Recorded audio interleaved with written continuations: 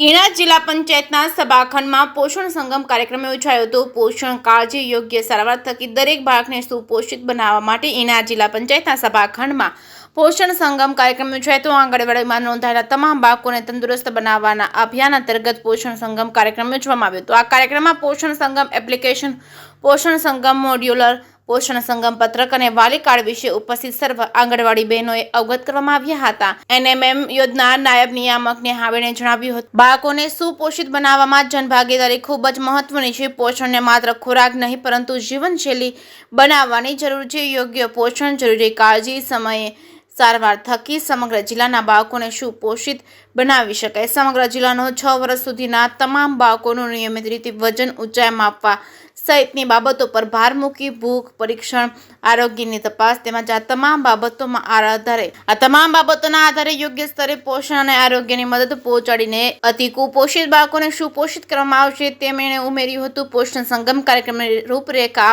રાજકોટ વિભાગના નાયબ નિયામક પૂર્વી પંચાલે જણાવ્યું હતું કે પોષણ સંગમ કાર્યક્રમમાં વાલીઓની ભાગીદારી વધે અને માતા પિતા દ્વારા બાળકના ખોરાકનું ધ્યાન રાખી શકાય તે જરૂરી છે। સગર્ભા સ્ત્રીઓ અને માતાઓ અને બાળકોને યોગ્ય પોષણયુક્ત આહાર મળી રહે તે અત્યંત જરૂરી છે। જે કેસની ગુજરાતી સાથે મહેશ વાજા, સોમનાથ।